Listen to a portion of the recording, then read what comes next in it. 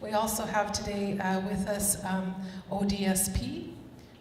In addition to income supports, ODSP provides employment supports and services to help clients with disabilities find and keep a job and advance their careers. And then presenting on their behalf is Chris D'Souza and Michelle Signorelli.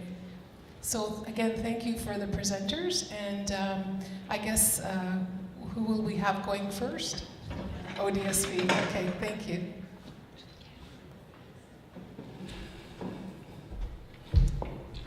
So myself and Chris are going to take turns doing half the presentation. So I'm going to do the first half, and Chris, my colleague, is going to do the other half for you guys. First, we're going to start off with kind of what we're going to talk about next. Let's just get to the next slide here. So myths about working on ODSP, supports that we can help get ready for work, how getting a job can increase your income, how ODSP can support you while you're working, and how to report earnings. And working is obviously your choice. You're not required to work while you're on ODSP, but it's something that if you would like to, we can always help you with. So myth number one is you're not allowed to work when you're on ODSP. Obviously, you're allowed to work when you're on ODSP, so you can if you want to. You don't have to if you can't. But a lot of people feel that they can't work when they're on ODSP, or they shouldn't. It's to your benefit to work because you get more increased earnings as opposed to not working and providing with just the amount that ODSP gives you. So you get to keep a lot more of your earnings now. So which we're going to get into. So obviously you can work, you can connect to services that will help you. We have service providers that we will connect you with in regards to your specific needs. Myth number two, your income support goes down when you start working. So it's not worth it, but it's definitely worth it. So your people who work while on ODSP are always better off financially than those who don't.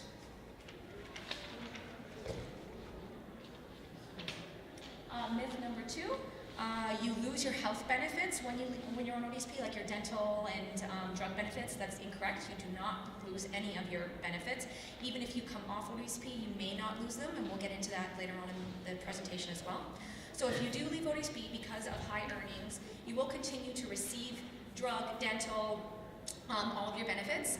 You can also receive $500 in a 12-month period to help with the transition from being on ODSP to actually getting a job. So that's something that you can talk to a caseworker about, and we can provide you with those funds if you are coming off ODSP. If you are staying on ODSP, you can still receive your benefits based on the amount of money you're earning.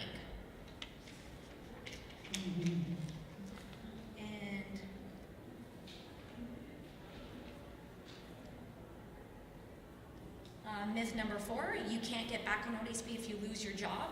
So if you're on ODSP and you come off ODSP because you have high earnings, you can still come back onto ODSP. You don't have to go through the whole rigorous process that you would have gone to when you first applied for it, which is through the Disability Adjudication Unit. You can still come back on. It's an easy process. You can just talk to your caseworker, show us your financial standings, and if you're back under the asset limit, you can more than welcome come back on ODSP.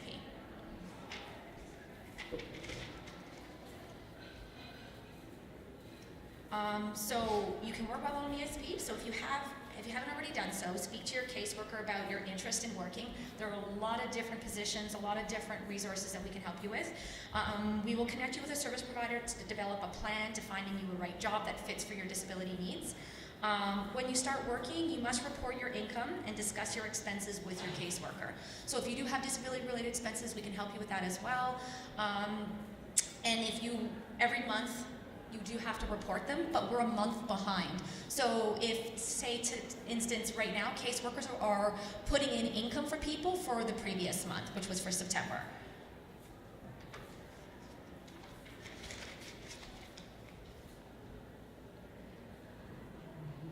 So here are some examples of the kinds of services you can get through ODSP Employment Support Service Providers and through ODSP. So helping prepare for work, help finding a job that is right for you, including starting a business, help keeping a job coaching, on-the-job training, and help move to the next level in your career. So you can, the service providers, based on what your disability is, they can definitely help you move up, move into your career. If for some reason the service provider that you're working with doesn't work out for you, you can definitely change service providers as well, and we can help you with that. You would just let us know, we can talk to the service provider, find out what the issues are, and if we can't resolve them, then we can terminate that and help you find another one.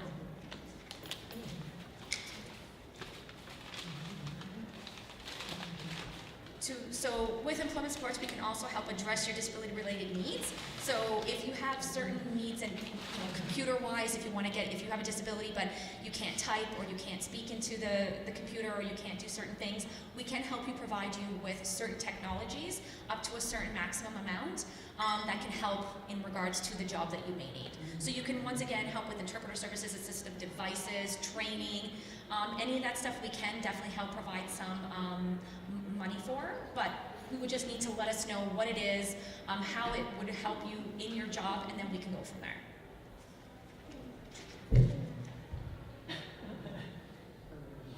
So employment-related supports. So other costs ODSP can help with is looking for like haircuts, if you need specific clothing, childcare costs, safety boots, anything that is specific to the actual job that you need. So once you start working, you can receive up to $100 each month as a work-related benefit. So this is just kind of like a, here you go, thank you for working, here's $100 extra on top of the money that you're already getting. So this is just something we provide everybody who's working. Doesn't even matter the amount that you're getting, it's just something that we extra provide, stating thank you, you're working, here you go, here's some extra help.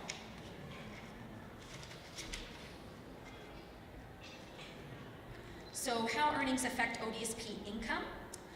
So the first $200 of the money that you make is exempt. So you get to keep it, we don't deduct anything.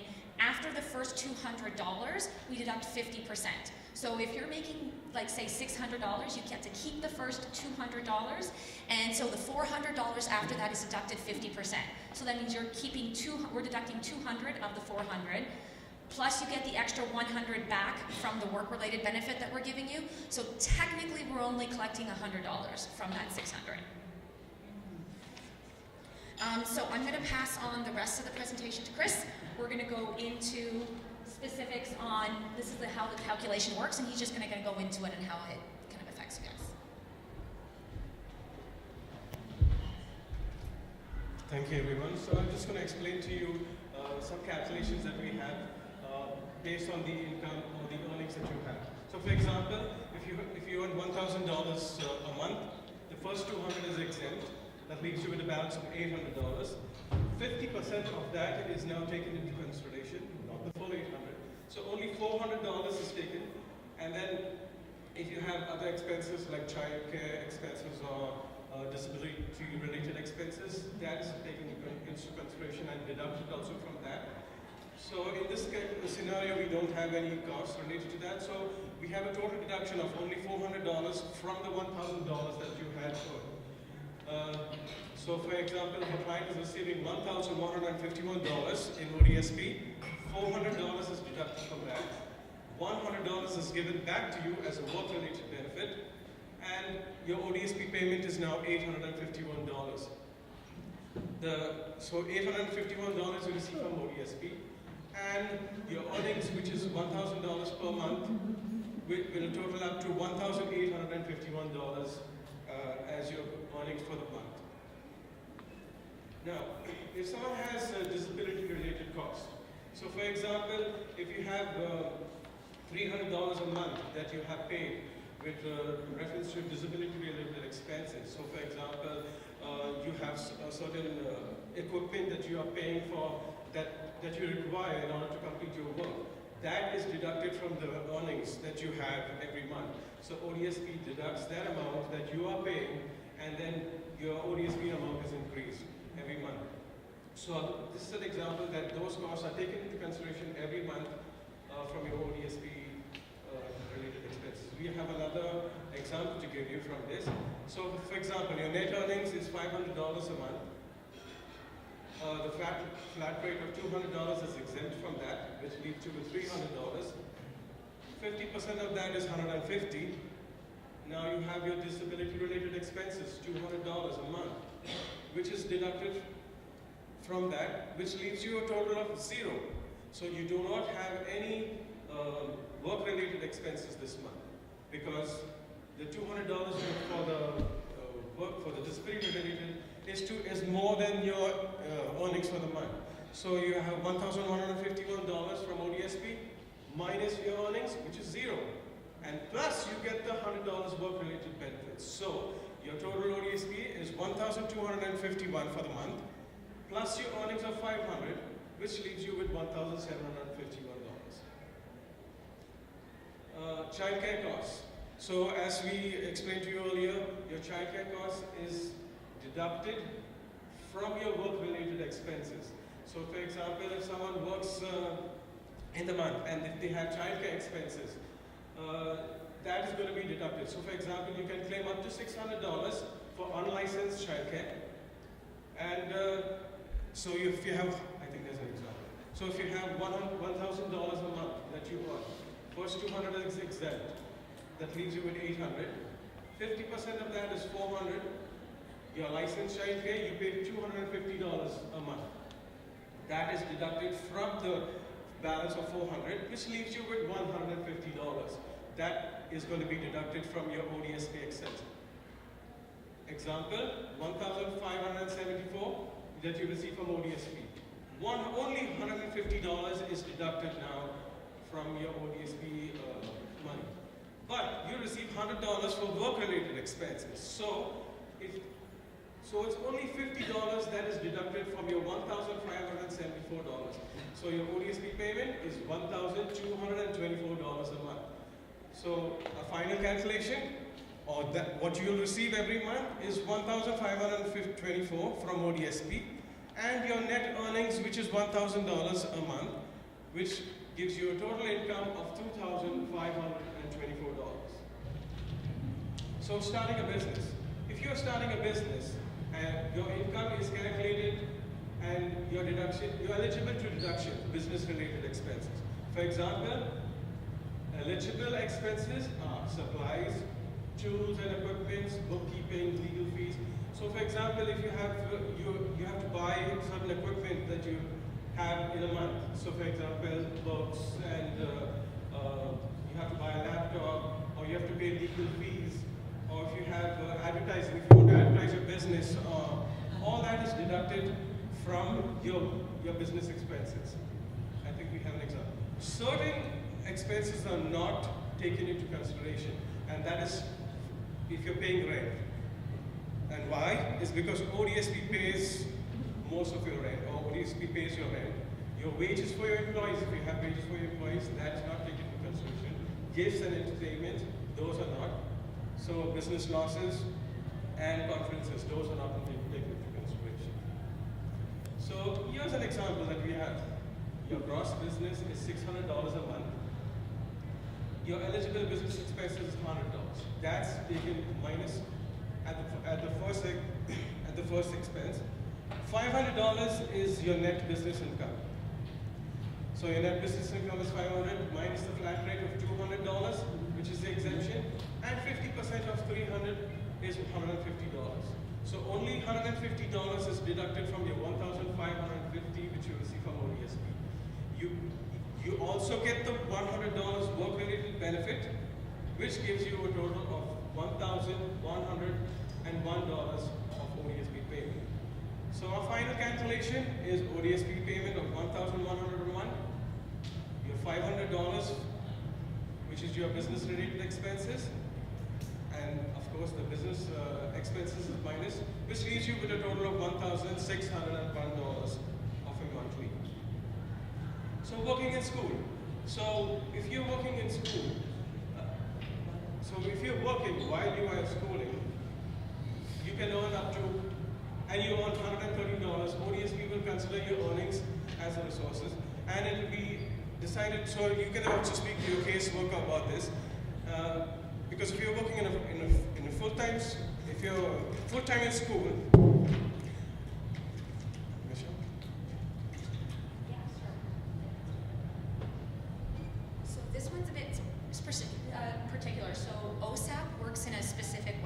So when you're on OSAP and if you're working, so if you're working and you're in school, it's exempt. You can work, you can be in school, it's not a problem.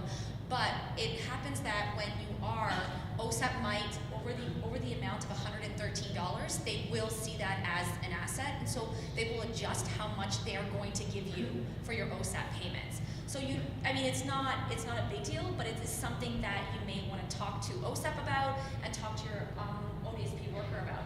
So education costs, local transportation, child costs, that used to be something that we would take into consideration. We don't take that into consideration anymore. So right now, it doesn't matter if you receive transportation or housing costs or any of that stuff from OSAP, it's exempt. It doesn't really matter. Before, it wasn't exempt, so we would have to have you go back to OSAP, get OSAP reassessed, and kind of hand the information back into us. But now that doesn't happen anymore. So that's something that just happened in the past year. In most cases, OSAP will assess ODSP recipients for education costs only, but they may provide you with, housing, transportation. It really kind of depends on what you ask for on the application form. However, if you receive OSAP for living expenses, it is deducted dollar for dollar from ODSP income. That is the only thing that we will deduct because you are receiving money from us in regards to your rent. So because you are receiving rent from us, you can't receive rent from us and rent from OSAP at the same time. Everything else is exempt except for the living expenses. It's the only thing you have to, that you would have to make sure you tell them not to add into the calculation when they are calculating any OSAP payments.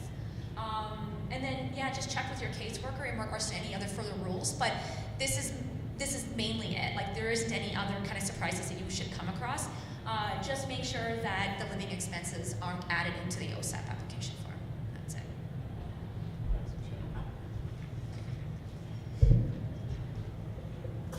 So, on this slide, if you leave ODSP for work, so for example, if you have a full-time job and your earnings are now more than what you're going to receive from ODSP, no problem. If you have, for example, medical bills that you have, or medical prescription drugs that you have to purchase every month, no problem. You can still receive your health-related benefits, your dental, and your vision care. And if you have, so for example, if you have about $1,000 a month for the drugs that you have to purchase, you can still be entitled to drugs, dental, and vision care. You can, and if you need any further information and specifics, you can speak to your caseworker. But this is one example. What we like to tell you: you can still earn money or have a full-time job and receive ODSP.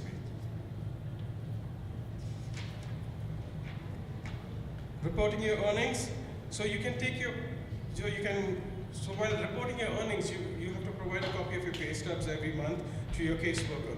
You can either do that, or if you're unable to photocopy them or send them, you can complete the employment training report and fax it to your caseworker. And we will calculate your ODSP income based on your previous month's earnings that you have. So for example, in the month of October, we take into consideration your earnings that you have received in the month of September.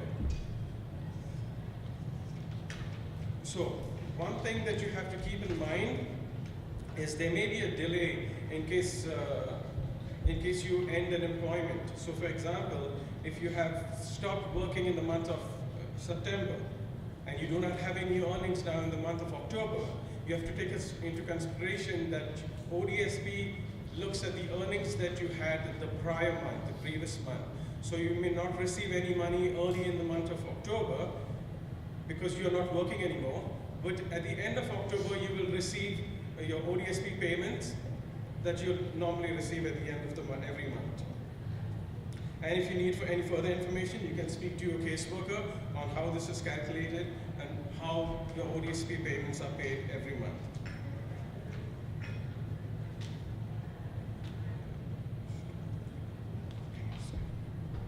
Sorry, excuse me.